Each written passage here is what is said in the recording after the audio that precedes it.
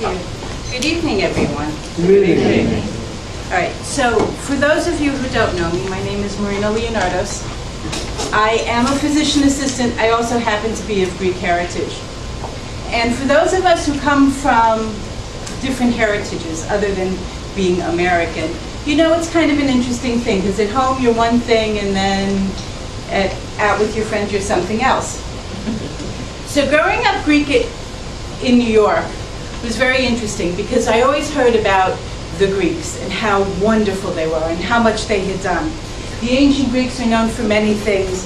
They're known for architecture, the Acropolis, for instance. Acropolis being at the top of any city. We think of the Acropolis in Athens, but really all of the major cities in Greece had an Acropolis. Akro being top and polis being city. So we built the Acropolis. We're known for democracy. Lots of people know that about the Greeks. It's the seat of democracy. Of course, Greece didn't have democracy until probably my generation, because they were ruled by kings and by dictators. Still, we take the responsibility for democracy for the entire world. Philosophy. We've all heard of some famous old philosophers, Socrates, Plato, those guys. We still stand on the philosophers of old time. And medicine. We will take all the responsibility for medicine, and today, doctors still speak the Hippocratic Oath when they graduate. Hippocrates being a famous physician. Theater. Comedy and tragedy. We all know who comedy and tragedy are, and some of the old amphitheaters are still used in Greece. These are all things that I heard about growing up. Ancient mythology. We really did make our gods after us. They were angry and jealous and vindictive. So those are our gods. There you go. Modern Greeks. Modern Greeks are known for strong family ties. If you have any Greek friends who have embraced you into the family, you know you'll be invited over for dinners, and Easter dinner is a huge thing for us. The Greek Orthodox faith is a very important part of a modern Greek family. Economic troubles, nobody wants to be Greece now. You hear it on all the news programs. Do anything, but don't be Greece. And every diner in New York is owned by a Greek. Food is what we do best, without a doubt. When people find out I'm Greek, they always ask, do you know how to make? Do you know how to make baklava? Do you know how to make allotopourikos? Do you know how to make the bread with the coin in it that they have at New Year's? Do you know how to make gyros? Do you know how to make moussaka or pasticcio? Do you know how to make stuffed grape leaves and that really great Easter bread? Do you know how to make that? Do you know how to make lamb? All Greeks know how to make lamb. Okay. Do you know how to make saganaki? And the biggest thing is, yes, we all get taught how to do this. And over the table, when we learn how to do this, we also get the stories of our family. Much like you had told us, Dr. Pone, about cutting off the tailbone of the ham. Okay? But Greek families, we like to eat. And over food, we talk a lot about Greek dinner table. We talk a lot about, hi family, philosophy, mythology, theology, all of those old things still come up.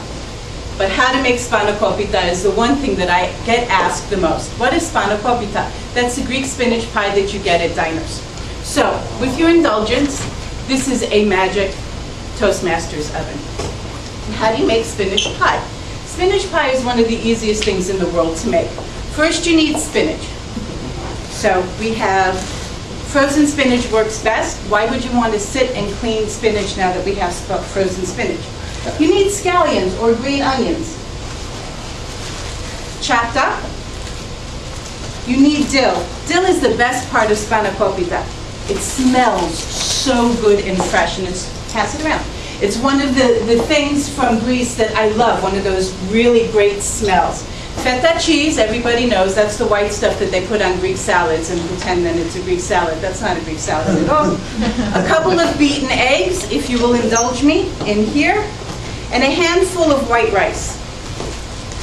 So you put some olive oil into a frying pan, and you saute up your green onions. And once they're kind of translucent, you add cut leaf spinach. You put it in, and then you have something that looks like this.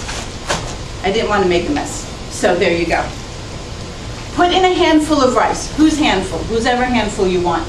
My grandmother always gave recipes like that. You use a handful. I used to say to her, your hand's twice the size of mine. What do you mean? As much as it takes. Okay, what does that mean? Just enough to absorb the liquid from the spinach. And then you use phyllo. Now this is the thing that intimidates everybody. But they make this really great stuff now. It's called country-styled phyllo, which is not the really fine stuff that people get nervous about, like strudel dough. It's this much heavier, kind of thick dough that unrolls really easy, doesn't rip. And I'll pass a little piece around so you can see. It really is easy to deal with. It's almost like a really thick piece of tissue. Thanks. You can, for those of us who are being calorie conscious, you can use olive spray.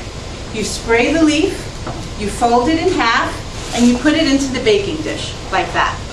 You do that a couple of times so there's a little bit of olive oil between each layer, and then you put in your filling.